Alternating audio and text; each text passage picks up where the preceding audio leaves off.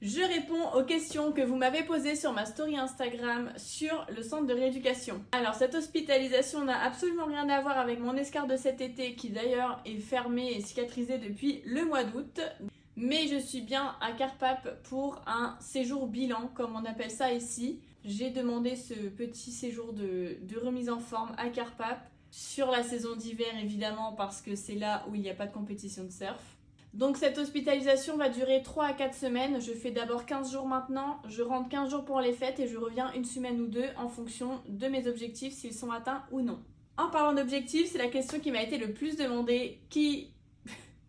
Quels sont-ils? Je vais vous répondre. Mes objectifs principaux touchent à la réadaptation. C'est des petits objectifs que j'avais pas réussi à atteindre quand j'étais ici en hospitalisation longue. Ensuite, il y a toute une partie remise en forme. Donc pour ça, je vais travailler plein d'exercices que je vais pouvoir filmer et vous montrer tout au long de ce séjour. Un autre objectif que j'ai, c'est de ne plus mettre mon antibascule. Ça fait 24 heures que je n'ai plus l'antibascule sur mon fauteuil. L'objectif, ça va être de rentrer sans cette antibascule, de ne pas la remettre à la maison et encore plus dur, de ne pas la mettre en extérieur. Pour terminer, sur le plan médical, je fais un petit bilan sur ma spasticité parce qu'il faut savoir qu'au départ, j'étais totalement flasque après mon accident et qu'au bout de 6-8 mois, j'ai commencé à avoir de la spasticité qui apparaît.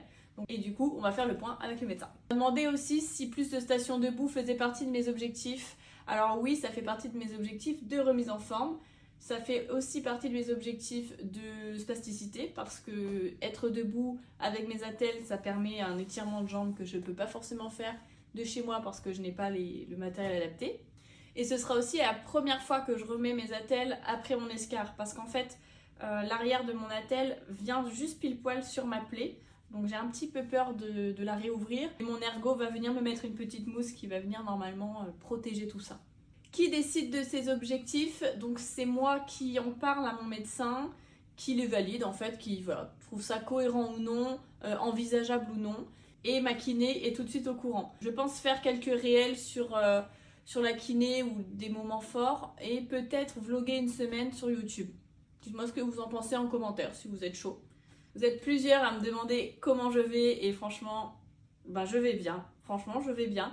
Les fêtes approchent à grands pas et c'est une période que j'aime beaucoup. Profitons-en. J'espère que vous tous derrière l'écran, vous allez bien aussi et que vous passerez tous de bonnes fêtes.